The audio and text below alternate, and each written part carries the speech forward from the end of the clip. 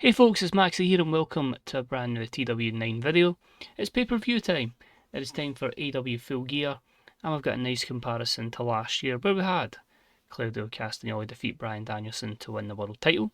That got an 82, that show was a 79 and a sellout of 16,500. We've come a long way in a year. We've got a mental show that's going to last 5.5 hours. Didn't realise until I put the card 17 matches. That maybe showed why some of the builds weren't great. So that's something I need to work on going forward. We're going to be having a show here that has above average importance. The ticket pricing is premium. I think this is going to be one of the last shows I do as ticket pricing is premium. It means attendance will probably be about 10,000-11,000, but the company doesn't need money in this game now, so I might put it just to minimal or free even, just so we can start to go for some of the achievements, because that is part of the plan, is achievements in terms of obviously the attendance figures, which we do need to try and get one crowd over 100k, so that may be one way we can do that. We've got a legendary band book to play and a special set that'll help boost the show rating as well, and again it's just because of how big the money is that is really not a factor.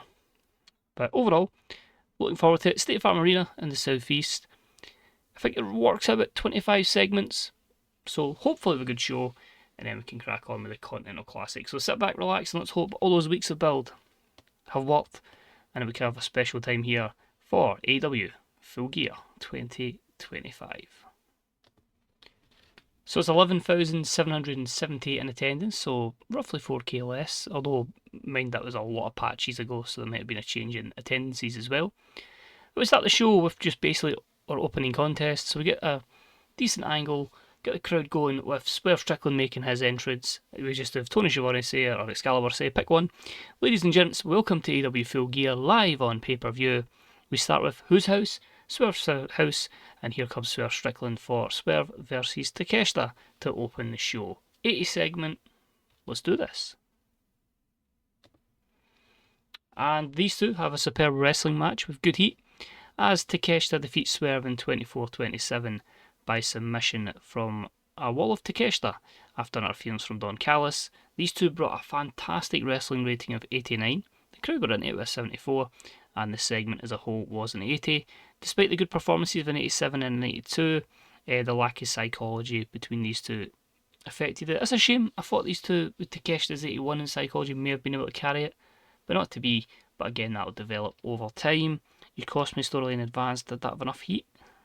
It did. So most of the penalty was for the psychology. But a good one for Takeshita, and it leaves Swerve wondering what's next. It's a great win by Takeshita, and as he heads to the back alongside his manager Don Callis, we see Aussie Open head to the ring for our next match. So 67 segment and the tag scene storyline advances. And that matchup was with good wrestling, and it had a decent reaction from the crowd, as the Hurt Syndicates Bobby Lashley and Shelton Benjamin defeat Aussie Open in 1742 when Bobby Lashley submits Mark Davis with the Hurt Lock. But this is because during the matchup we have had Kyle Fletcher turn on Mark Davis. A bit of a I wouldn't say he starts to turn there. There's a little bit of tension teased because there's an angle upcoming. But a 75 for the wrestling, an 82 for the segment. Despite I know they obviously get excellent chemistry and big boosts because of that one, Fletcher's still going to get 80 rated performances as a single star, and I think it is going to be time. So we don't make the turn just yet with the 82 segment, but good win for Lashley and Shelton. They probably needed it, but the turn happens here. Hurst I think it pick up the win, another defeat for Aussie Open. Fletcher then confronts Davis as he picked up the losing fall, of course losing by submission. Davis slowly gets up, turns his back, and boom, there it is. Kyle Fletcher just starts laying into Mark Davis. The assault is brutal. It's a continuous beatdown. Before that way, we know when he stands tall after matches, a big deep breath, just goes as if what have I done is just brilliant. So their storyline advances, loses a little bit of heat with the 76 segment. The angle idea was a success. 12 segments for Fletcher's heel turn. Success, perfect.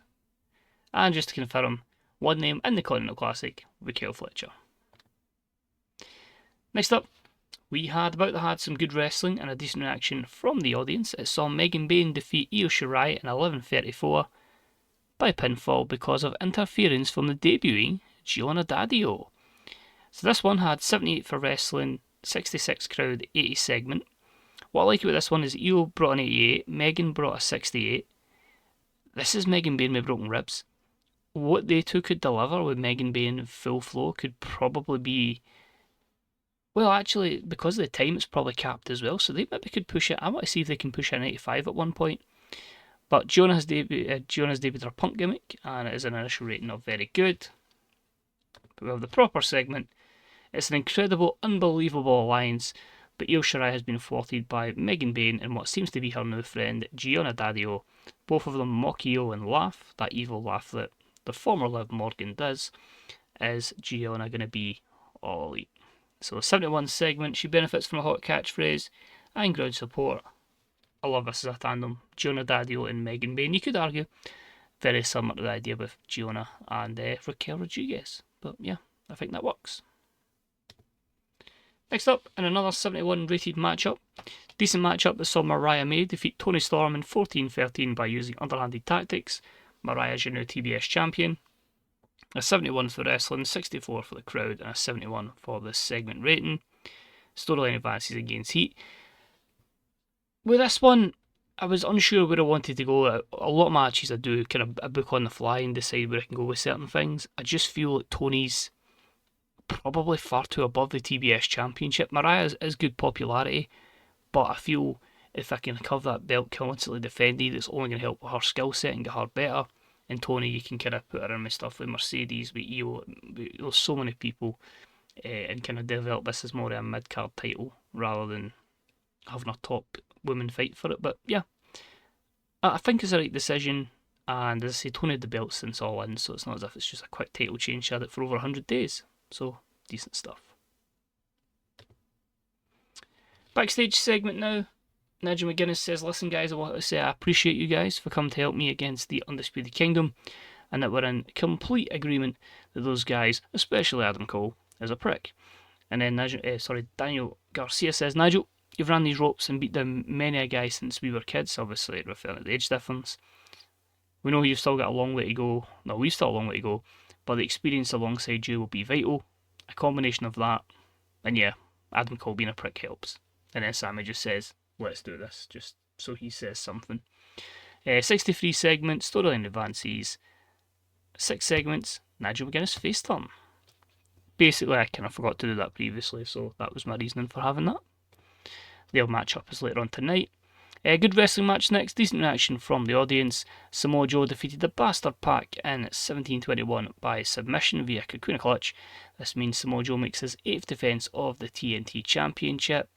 Wrestling was a 73, the segment was a 76, Joe with a 66, Pac brought an 80, so these two, pretty good stuff together. Just want Joe to keep being dominant. Did have a little incline to maybe give the belt to Pac, but I feel at this point we'll stick with Samoa Joe. Good stuff. And then that trios matchup for the Trios Championship, decent matchup as the Undisputed Kingdom, Cole, Strong and O'Reilly, defeat Nigel McGuinness, Sammy Guevara and Daniel Garcia. In 15-10 when Adam Cole pinned Nigel McGuinness with the boom. 4th defence of the Trios Championships for the Undisputed Kingdom. Obviously they've not developed into the Paragon in this. So a 68 for wrestling, a 76 segment. You can see there Sammy only with a 59, a 58 for Nigel. That's one of the better performances I heard from Cole though with a 76. Garcia the standout with 82. We then had the Tag Team Championships on the line, and it was about that had some great wrestling and a decent reaction from the crowd as the team of Ua and Ricochet defeat the Lucha Bros in 13:43 when Ua pinned Penta with the Ua combination. Ua and Ricochet make defence number 2 of the AEW Trios Championship. So Ua was a weak link here, but I need to get him over, so that's why you had the winning fall. 83 for wrestling, a 77 segment. Big shout out to Ray Phoenix here for getting an 87. The reason the rating is down is I had to protect Penta to take the fall. He had to look strong. It was the only way to keep him happy. So I was happy to make that sacrifice tonight. We then went into a good wrestling match with a decent reaction from the crowd. And we had the team of Cope and Christian Cage getting some revenge over FTR in 14:03 when Cope pinned Cash Wheeler with a spear. Okay stuff here, you can certainly see, a better performance from FTR is to be expected with this type of product.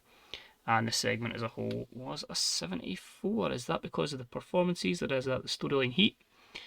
That is the storyline heat that's caused that. There are some feuds that will probably extend to World's End. This might be one of them. But a lot of stuff will be more storyline based because obviously the predominant shows will be Continental Classic going forward. More matches next. Bout that had some good wrestling and a decent reaction from the crowd. I had AJ Styles defeat Nick Wayne in 14-16 with the Calf Crusher. The match was designed so that the wrestlers could go out and steal the show. Some decent stuff here. I could have had Nick winning the best of 3, but I felt like AJ was probably the best one to have winning this, because then you've got a reason for them to stick together with AJ still being the kind of, well, phenomenal one. 72 wrestling, 71 segment. Not bad. You can see there's about 90 million matches. Next up was about that had superb wrestling and good heat. I had Darby Allin defeat Kenny Omega in an absolute war in 32-44 with the coffin drop. Darby Allin is your new AEW Continental Champion. So 86 for the wrestling, 76 crowd, 80 for the segment. Kenny with 94, Darby 78. Storyline advances against heat. Kenny was going to use creative control not to put Darby over, but the plan was always to put the belt on Darby for this one. So he will be the champ going forward, so he'll lose a few points because of having to protect Kenny. Keep him strong, and although heat cost a little bit, and 2 baby faces, and physical condition, a lot of things stop this from being great. But still, that's okay. What an unbelievable matchup, and Darby Allin has proven Kenny Omega wrong, winning the title and thus qualifying for the Continental Classic next week, because obviously he'll be defending champion. We'll go into that with a Dynamite and a Collision group. I don't know about one Darby will win yet, but he staggers to his feet, as does Kenny, who gives a small applause and shakes Darby's hands. The storyline advances again, gains heat. Kenny came across well. This segment was an 86, but yeah, the big thing with this kind of feud was to try and make Darby Allin, and this gives him a real big opportunity to start really progressing in this Continental Classic.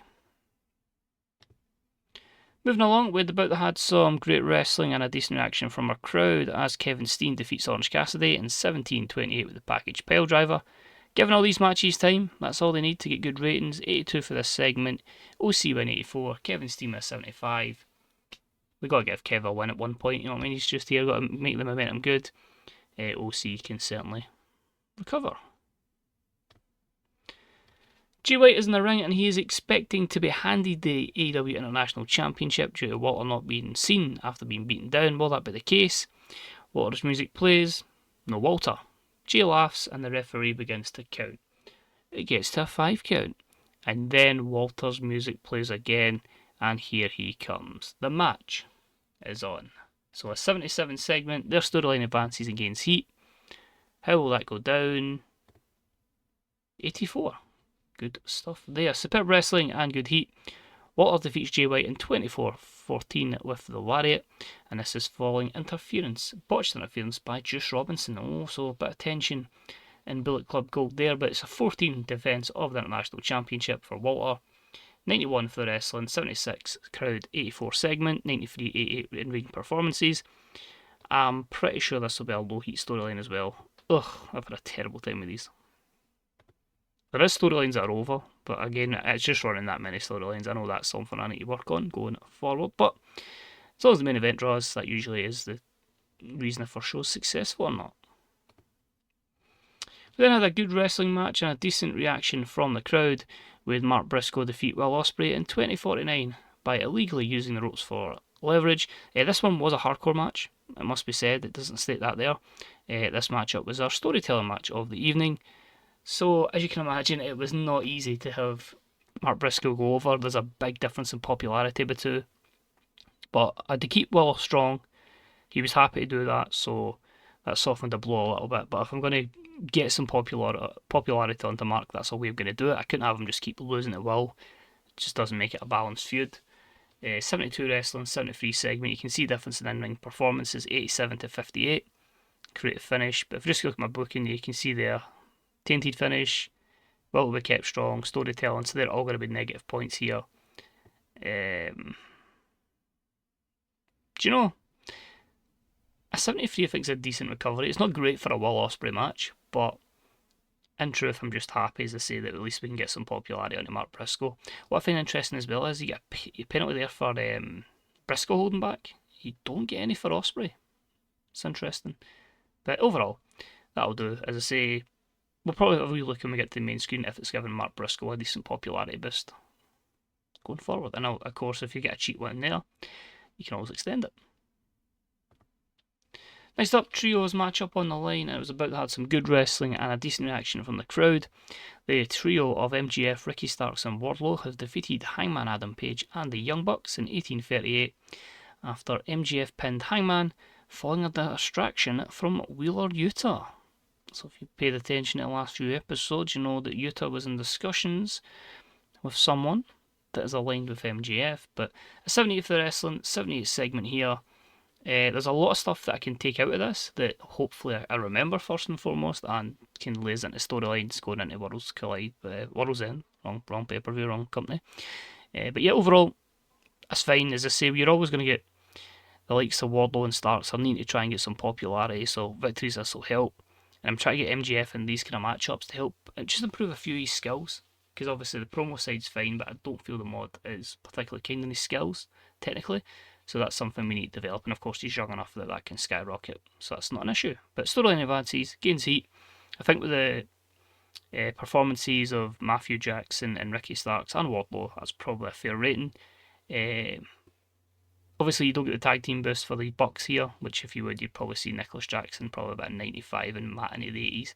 But still, good stuff, served its purpose. Next up, the Wild Brawl between Jon Moxley and Eddie Kingston. Great wrestling, good heat. Eddie defeats Mox in 13:53 with the back fist to the future. So just had them have a full-on brawl. 84 wrestling, 80 for the segment. 79 for Eddie, 88 for Jon Moxley. Good chemistry together, obviously limited because of time.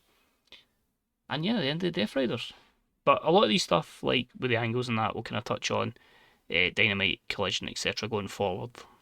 I just felt like we don't have much time on pay-per-view, and a lot of the stuff at least gives us stories going forward. I'm pretty glad I remember these. We've got a couple of matches left. Have we got maybe 2 or 3 matches to go? Both world title matches. Have we got anything else to go? Nope, just 2 world title matches, and that's us. So about that had some good wrestling and a decent reaction from the crowd. Mercedes Moné defeats Becky Quinn, Willow Nightingale and Bayley in 22-29 when Mercedes pinned Becky Quinn. It's her 5th defence of the women's title. Just played that whole kind of idea of the Bayley was going to work alongside her. 74 for the wrestling, 77 segment. I still haven't taken Camille off his managerial duties, but the storyline advances. It's crazy that because I've tried to push Mercedes so much and get that overness from Becky, that Mercedes is like mid-80s for overness now, or just under that. So she's really getting it in terms of popularity. The in-ring needs to get a bit better, but hopefully can develop with these matches. But yeah, Mercedes is still your women's world champion. Mercedes Hogan, people like to call her, but I just think she's really, really good. We then have over-the-top entrances for our main event competitors. So 81 for Bryan's entrance and a 91 for your AEW World Champion Kazuchika Okada. It's an 86 overall. Their storyline advances and gains heat. So this is it. This is where it all boils down to. Can we have a massively successful show? Also with an 86. That's painful. I was kind of hoping to hit the 90s, but it should get us a show in the 90s. But anyway, sensational wrestling and great heat as you'd expect. Bryan Danielson defeats Kazuchika Okada in 31-16 by submission with a cattle mutilation. Everything about the match was specifically designed to give it an epic feel in the eyes of the fans, and Bryan Danielson wins your World Championship. So a big plan in mind was I felt like I didn't use epics and spectacles and all other match aims often enough, especially for our main events. We get 97 for the wrestling, we get an 84 crowd, 86 overall. Bryan won 95, Okada 99, boosted because of their pretty good chemistry. The world title advances and gains heat. The commentary wasn't great, so that's obviously going to penalise it a little bit. But I thought the storyline was hot and over. Apparently it wasn't, but I'm sure that was still high 80s. Maybe it needed to be in the 90s because obviously that's where the match rating was going to go, but still. Happy with it. The plan was to get the title on Bryan. I pretty much have an idea with my championship where I'm going until All In. let's just hope I can stick with it, the route that I want to go. But yeah, 86 for this one. I think the good thing is a lot of storylines can get refreshed after this, so hopefully I won't be dealing with so many. But yeah, decent stuff anyway. And idea, angle success at the end, just the usual celebration with your champion. Crowd goes happy for him, similar to all in Wembley. Pyro goes off, streamers pour down, and it's your two-time world champion, Bryan Danielson. So 88 segment for that again. Excalibur and the colour commentary not great. 91, that's perfect. I'll take that. As I say, the Bristol obviously help it. A lot of stuff could have been improved. I feel like over that course there was just far too many storylines going. I think it just fried my head. But there's a few things I can take coming out of this one. We've obviously got Bryan going forward as world champion. We'll have a wee thing talking about the end of the Death Riders going forward. We'll have the alliance of Wheeler Yuta, potentially, with MJF, Starks and Wardlow. What next between Mark Briscoe and Will Ospreay? How will Jay White respond given the situation with Juice Robinson? Darby Allin in the Continental Classic. AJ Styles and Nick Wayne. What's next between Cope, Christian Cage and FTR? What's next for Ua and Ricochet? Undisputed Kingdom reigns supreme. Samoa Joe style champion. A new TBS era with Mariah May. The alliance of Jonah Daddio and Megan Bayne. One of the best matches of the night, by the way. So he was just a cheat code, I think, in this game, but I'm alright with that. The split up of Aussie Open. Kyle Fletcher going heel, and in the Continental Classic. And yeah, Swerve losing to Takeshita.